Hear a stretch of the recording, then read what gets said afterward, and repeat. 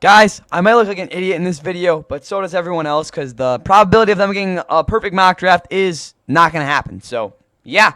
We have the big board reveal as well, so pretty fun. Anyway, though, massive final mock draft. Draft's in a couple hours, guys. Let's get this thing rolling.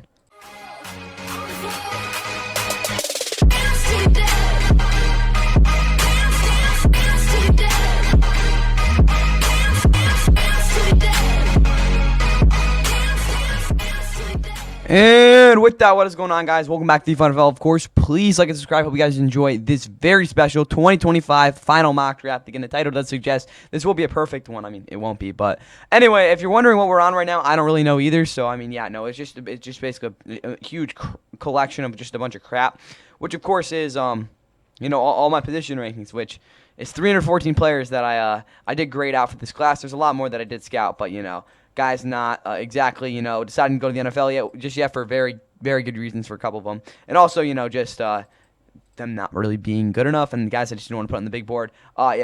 These are your position rankings.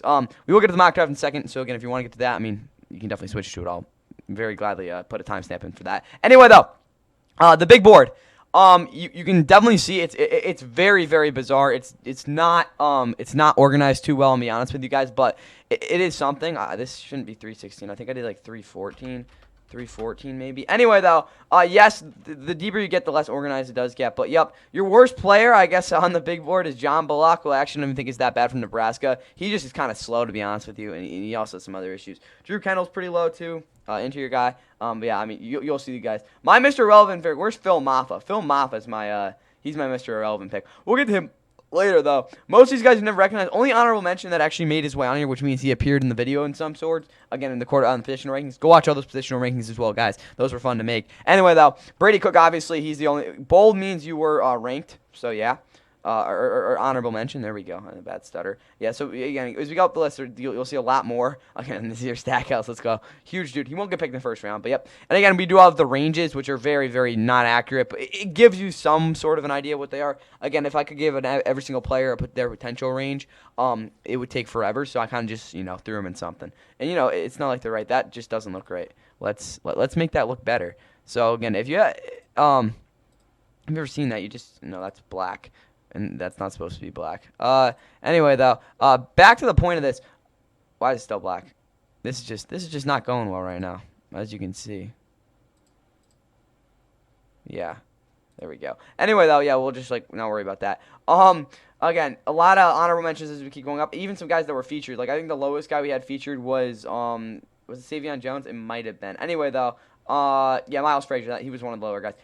Besides the point, you see your top 74-ish guys. It's kind of weird what happened here. But no, Princely Anuman or whatever his name is, you get him. But of course, our number one overall prospect is Travis Hunter. Again, it's kind of weird with the, the thing, the 89.5 and the 85.5. That's what's going on there. But, outside of that, again, the 85.5 as you can see, but, again, the biggest thing here is that, again, he's still the number one prospect in his corner, so I kind of just gave him that. Again, he's the only Pro Bowl talent in this class, to be honest with you guys. Again, when we look at it overall. But again, yes, Ashley Jetty 87.3 is pretty good. He's our second-ranked overall prospect. Abdul Carter's third. My favorite, where is he? I have Cam Scabida. Cam Scabida. Yeah, I think that's pronounced his name. I'm a little bit slow right now. But anyway, he's somewhere in here. Your number 10 is O'Marion Hampton, though, which is pretty good. Anyway, though, I definitely have some strong opinions on some of these prospects, so they will be pretty high. Some will be a little bit lower. And Cam Ward isn't too low, so I like that. Anyway, with that said, again, we'll probably go through the big board a little more. I'll talk about it a lot over the next couple weeks, again, as we talk about the draft a lot more, and probably for the roster grades, probably not as much. But again, this big board was a lot of fun to make. So anyway, though, let's get to our the mock draft. So let's enter it. I guess is that what we'll do. All right. So, this is definitely a mock draft that I call a little bit out of left field. Again, I'll explain things, but overall, again, in terms of what the trades I'm going to be doing, I'm just not going to actually do them in here because that's going to take too long. So, I'll just tell you when a trade's happening and what's going to happen. So, yeah. Anyway, though, number one overall pick will be Cam Ward because if you don't have him going number one, you're just not real, bro. Like, what? You don't exist. Like, if you were in a high school or something like that, I don't know. If you were if you were there at one point, no one knew who you were. Like that's kind of a person someone who would make that pick. Anyway, though, second overall pick. There's two ways you can go with this. I mean, maybe even four if you really think about it. But one, of course, is taking the number one overall prospect in the entire NFL draft. I don't know where he is. He's a cornerback, I guess. In Travis Hunter.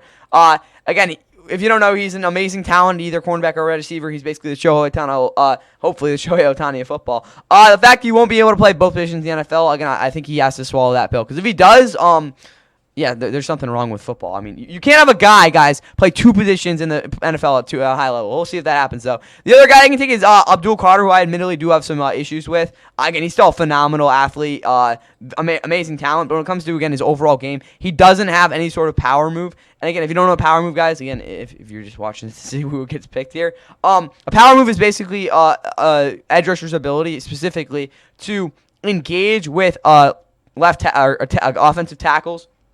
And knock them back by brute force. He can't do that very well. He has this thing like ghost move of sorts that is absolutely amazing. I love it, but at the same time, like it's not gonna work that well in the NFL. So yeah.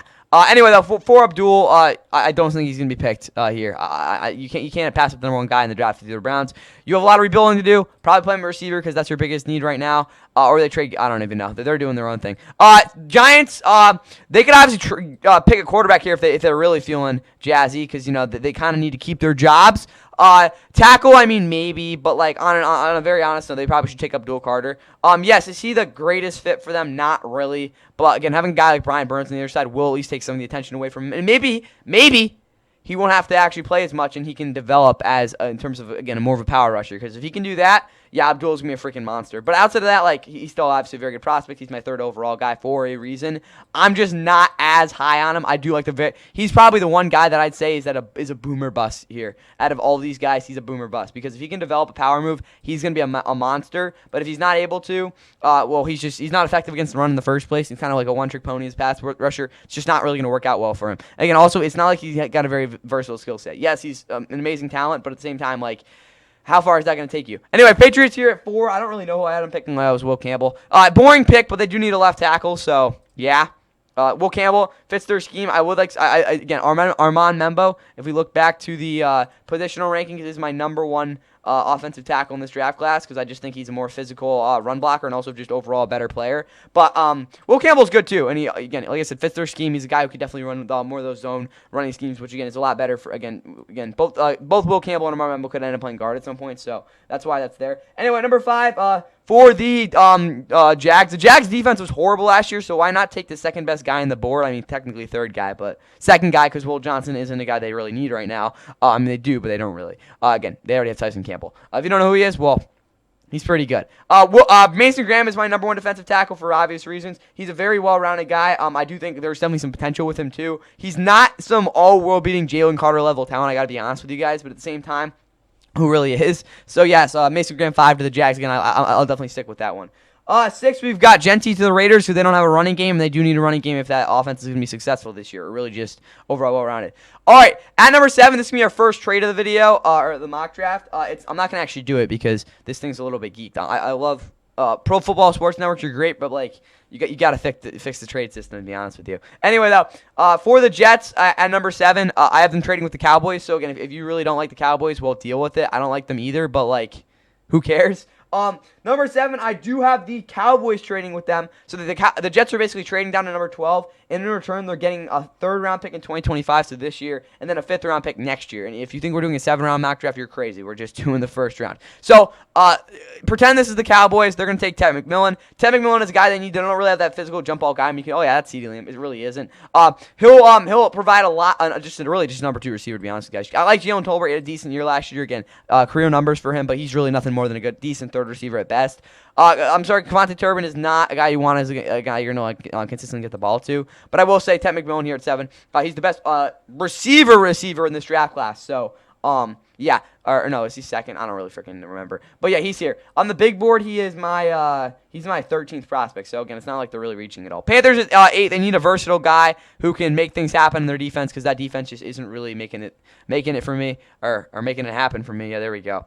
Or doing it for me. Yeah, that's the right word. But for the Panthers, Yes, offensive line is definitely a little bit of an issue. Taylor Moton's coming on. I know it was 2023. Whatever. He hasn't played like elite level football since like 2022. He was pretty good down the stretch. Ikem Ekwonu, I mean maybe, but like still a first round pick, and he's still probably playing for his job a little bit. Interior of the line obviously just got that contract. They were fantastic down the stretch. Yes, receivers an issue for them, but I don't really care. Chuba Hubbard again, Bryce Young. That's really for the offense. Defensively though, this isn't really that good of a group. I like their linebacker core somewhat, but they don't really have a true number one edge rusher.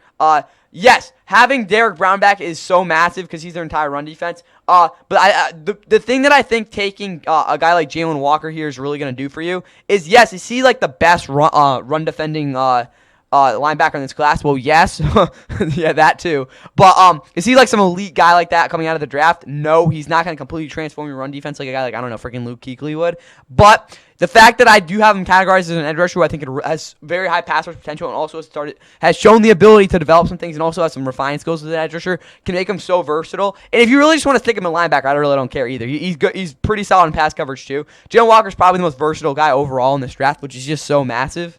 Anyway, I think the Panthers should take him here because if he's on the board for them, they got it again. He'll do a lot for that defense. Number 9, definitely the biggest shock of the video. I really don't care about it though because again, no one else is getting a perfect mock draft either. So I'm gonna actually have the Saints taking Jackson Dart. Even if he doesn't start next year, I really don't care because I think he fits perfectly with that Saints offense right now, and they're gonna suck this year anyway. So why does it matter who they take here, to be honest with you? Shedeur Sanders is not the right quarterback for them. I'm telling you that right now. Doesn't have that same, I wouldn't even say moxie, just same approach, and just he doesn't fit them. Jackson Dart does. I think the Saints like him a lot, too. They like him a lot more than I do. I think Jackson Dart's a solid prospect overall. He just doesn't have anything insane. Shedeur definitely is processing better, but I think Jackson Dart would definitely give them a little bit of a higher ceiling overall, too. So yes, if you're a Saints fan and you're like, I like Shedeur Sanders, well, too bad. You guys are not going to end up with him in this alternate reality. Saints take Jackson Dart at 9. Not going to really talk about that too much more. Up next, I think I do have the Bears in a little bit of a weird spot. They took an offensive tackle 2 years ago at number 10. That was Jalen Wright. Not Jalen Wright. Nathan Wright. So, yeah. But for Nathan Wright, again, they still have Braxton Jones, who I'm not underwhelmed in. Worst case, though, they're going to find room for him on Membo because he's the best offensive lineman in this class, and he is my 5th overall prospect. Yeah, something like that. All right, number 11 for the Niners. Yeah, they're just going to casually take Will Johnson. They need a cornerback pretty badly. Will Johnson will do them wonders. Really, the only issue I have from him, he doesn't have elite speed. But outside of that, like, he's freaking perfect. So, yeah. He'll be awesome. He's my number 4 prospect, too. 12 this is the Jets, if you don't remember. Well, I guess you can. 12, I do have the Jets also taking receiver, and you might ask, why didn't they just take Ted McMillan there? Well, they just fleeced the Cowboys for picks, I guess. Yeah, anyway, for the Jets here at 12, here's my thing. Yes, in my opinion, again, and we look at the grading out, is Emeka Egbuka better than Matthew Golden? Yes, but they already have Garrett Wilson, and they don't need another Garrett Wilson. So that's why they're definitely going to take Matthew Golden here, who's definitely a speedster for them, and can definitely help out Justin Fields, who has a decent arm, and that could definitely, again, make him, Justin Fields overall, better. Okay, 13 for the Dolphins. I think this is a very just straightaway pick for them. Pick Ray Zabel. Even if you have to play him with tackle, like for whatever reason, he'll be decent. I really like this guy. He's my best interior prospect by a mile. He's just very, very refined, and he's very, very athletic, and he can do a lot for that offensive line. Also, just kind of bring him back. I mean, he's not as like dominant as you could argue, like a guy like Donovan Jackson is, even Tyler Booker on the interior. Again, in terms of just raw, like sheer power, but he's gonna be able to sustain blocks from the interior and really help transform that run game that really struggled last year. A lot of reallys. 14. This has got to be Jahad Barron for the no, we're not there. For the Colts. Because the Colts, if you don't know anything about the Colts, it's the fact their defense just hasn't been very good in a while. But again, you look at it, they did get Charvarius Ward, which is good. Jalen Jones is okay. Juju Brents has never been able to stay healthy. Kenny Moore, again, he's getting older. But bottom line is, guys, they do need a cornerback pretty bad. They need a press guy even worse. Jahad Barron will provide that. I love that pick to them at 14. You might, they're going to take a tight end. I mean, yes, if Tyler Warren's there, I'm not the biggest fan about, but at the same time, they're not taking Colson Loveland there. You don't take Colson Loveland that high. Yes, is their tight end situation kind of really bad? Yes. But I think there are other tight ends on the board later in the draft that are going to be more valuable than, Again, I like Colson Loveland a lot because he's the guy who can block out of these two. But Tyler Warren, again, I like that pick overall for them. But at the same time, he's not going to really solve the fact that you do need someone to block for Jonathan Taylor. Because Jonathan Taylor will not have, again, the season you're going to need to have if you guys want to be a decent team next year. Again, if he's if Tyler Warren's your tight end, that's just not going to happen as well. I will say, again, are there other, I don't know, if you take Connor Helm in the 3rd round, again, to start a tight end, and you get Jahad Barronat as well. I think you got to be pretty happy with that. Anyway, 15 for the Falcons. They're going to take an edge rusher because they always do, and they always need to. They're going to take Mike Green because I love Mike Green. Mike Green's really good. You guys all love Mike Green because Mike Green's the best. Yeah, Mike Green's just a really good player. Yes, is it a little bit concerning that his number one move is a spin move at times? Yes, but do I really care? No. 16. Yeah, we have the Cardinals taking an offensive lineman. I thought they were going to trade, maybe trade down here. They don't really have anyone on the board like that'll fit their scheme super duper well, and also they kind of do need to tackle low key guys. And Kellen Banks, I'm not the biggest fan of him, but he's still a really solid prospect, guys. He's somewhere on this big board. I think somewhere in the first round, right? Yeah, he's decent here. Yeah, he's number 16 prospect. So yeah, just fits. Don't worry, ignore these rankings. They're not very good. Mine are better. No, I'm joking. Anyway, though, 17 for the Bengals. They gotta take Kenneth Grant, guys. He's a freaking run stuffer. Is he the greatest pass rusher in this draft at the interior defensive line? Potential-wise, probably not. But I still think he's a really solid prospect, guys, because he can just hold his own in the interior better than most of these other guys. And also, again, he's just a good player. So you gotta see that. 18 for the Seahawks. They're gonna be jumping for joy if they do in fact get Tyler Warren, because yes, is Noah Fant a decent tight end? Yes, but they need more dynamic weapons, and he will do a lot for them. So, yeah, they're going to definitely pick him there. Yes, do I understand they still need another receiver? Probably, but do I care? Again, no. All right, next here it's number 19. So the Bucs could do a lot of things here. I mean, they could just take Jahad Campbell, but like looking at these other teams, maybe outside of I don't even know who, are they going to take a linebacker? No. So this is a good opportunity for them to trade down. Rams are like, who knows who's going to take a tight end here? Maybe one of these teams. So let's trade up and get a guy like Colson Loveland, who was a very good 1-2 punch with Tyler Higbee, and add just so even more versatility to an already very versatile Rams offense. For that reason, I do think the Rams are going to trade up. So again, assume this is the Rams. They're going to again trade down to Bucs trading down to 26. They're going to get a fourth round pick this year, and then they're going to get a third round pick in 2026. So I would like the Rams trade out of this spot. But if Colson Loveland's on the board here, and they really think he'll make this offense better, I mean, I really don't care. They can take him. Now we're at number 20 for the Broncos. They're taking Omarion Hampton because if they don't, they will not have a running game next year.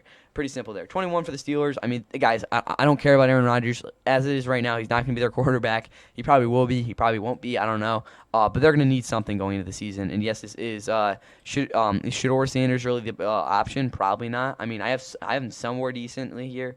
He's my he's like 23 for me, which is still decent. Like, I'm not going to call him a true first-round pick. He should be okay in 2 years, I guess, is what we're going to say. But he's decent enough. I'm not going to, override it or anything. But if he does go to the Steelers 21, that would be a decent story there. Now we're at 22 for the Chargers. Tyler Williams really fits. Yes, their run defense is decent overall, but I just don't love their defensive tackle situation for the future. That's not good. We don't want that. There we go. But if we look at the Chargers overall, their defensive line, it just isn't really – there's nothing much happening. Deshaun Hand's like – I don't even know how he's still in the league. Tahir Tart's decent, kind of getting older. Scott Malik had a decent year last year as well. But they do need something there. Yes, is a guy like Walter Nolan or maybe even Omar Narlan a little bit better? Yes. But I do think that the right move here is Tyler Williams because he will be a guaranteed run stuffer, and they do need someone to be able to do that considering they did get run over a little bit last year at some points, even though they overall were pretty solid.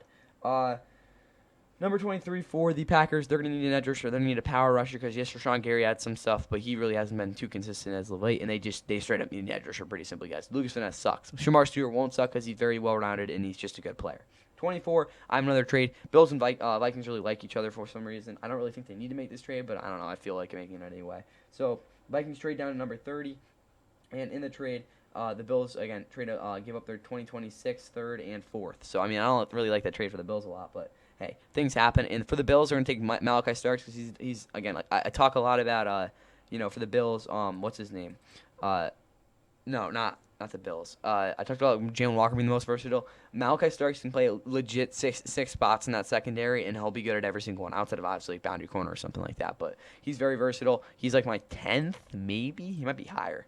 He's pretty high up there, right? Yeah, 7th best prospect in this draft. So, really like that guy. 25 for the Texans. They need a receiver. We all know they're going to take Emeka Egbuka because he will be a guy who could, again, fit in for Tank Dell at the worst and be a guy who can, produce. 26, this is, again, the Bucs. They're going to take Jahad Gamble because he's a perfect fit for them. If they don't take him here, I don't really know why. I don't love Jahad Gamble, but he's a solid player. He's decently high in these rankings. Where are we?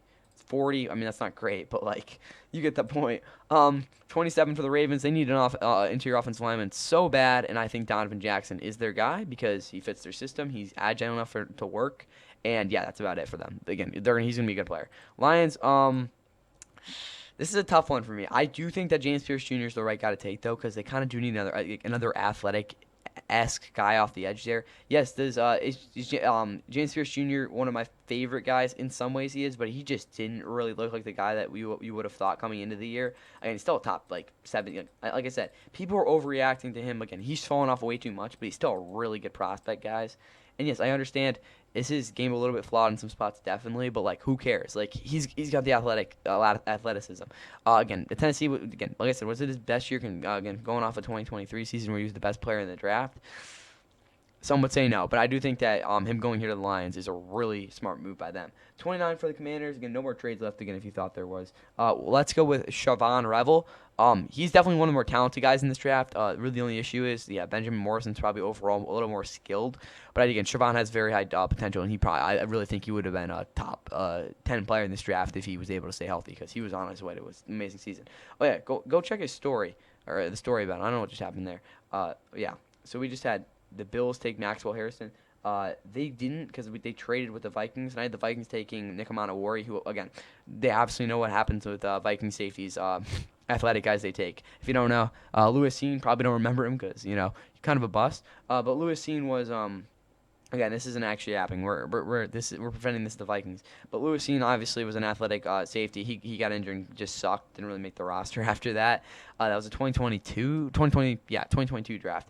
That draft just really overall wasn't great. But, yes, Nick Amanawari is similar in the athleticism side, probably even better. But he's just kind of an overall beast.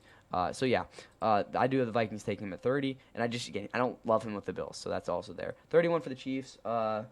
You could probably go a couple of different lanes here. I'm going to actually go with Darius Alexander, though, because he's more well-rounded than these other guys. And I don't know if they're just going for a sheer pass rusher here in the first round. They need a guy that's going to actually produce, unlike a guy like Felix Ntuki-Uzomah, who's a guy who, again, they took for potential the past couple years ago. Eagles, doesn't matter who they pick. I'm just going to go with the Georgia guy because it is Georgia freaking Philly or whatever you want to call it. Yeah, they picked Michael Williams, who, again, is my favorite guy, but who cares? And that's all I got for you guys in this final mock draft. Again, if you want to see the full results, well, here they are. Again, it's actually not this, but you get the point.